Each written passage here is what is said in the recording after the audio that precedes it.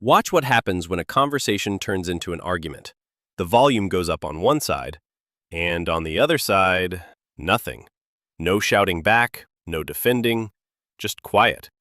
Then they're gone. That's not weakness. That's a strategy, and highly intelligent people use it on purpose. It's called the ghost strategy.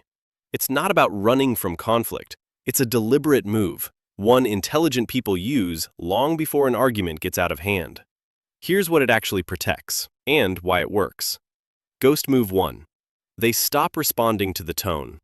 Someone raises their voice, throws in an insult for good measure.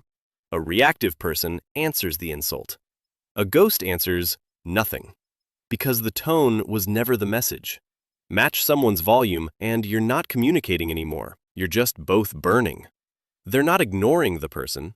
They're refusing to argue with the delivery. Ghost move 2. They ask one question, then wait. Not 10 counterpoints, just one. Quiet. Specific. Is that really what you think happened? Then, nothing. Silence forces the other person to sit with their own words. Most people can't handle that kind of quiet. So they either walk it back, or they escalate. Either way, the ghost just learned something.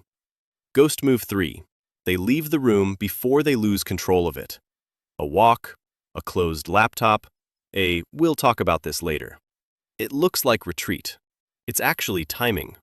They know the version of them 10 minutes from now argues better than the version of them right now.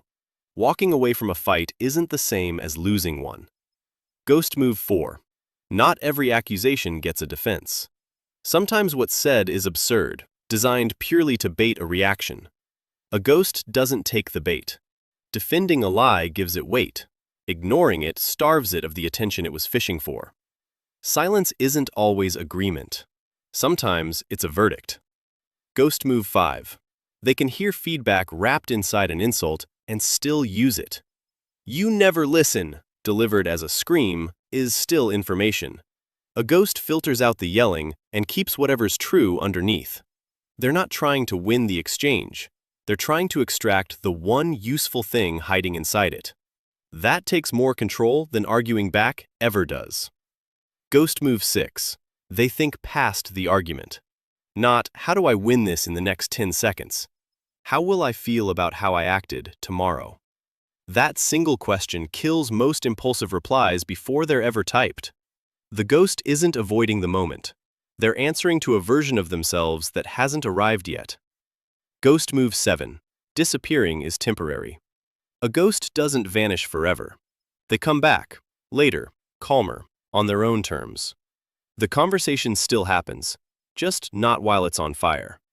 That's the whole point. Not avoidance, timing. Here's what this isn't. This isn't the silent treatment. The silent treatment punishes. It's silence used as a weapon to make someone suffer until they apologize first. The ghost strategy protects. It's silence used as a pause, so the conversation can actually happen later without damage. One is about control, the other is about clarity. If you're using silence to make someone hurt, that's not intelligence. That's a different problem, and worth being honest with yourself about. None of this makes conflict disappear, but it changes who's actually in control of the room when it happens. The loudest person in an argument isn't winning, they're just the easiest to read. The ghost was never gone. They were just choosing when to come back. If this gave you a new way to look at conflict, subscribe. Next time, we're breaking down how to tell the difference between someone who's calm and someone who's just shut down.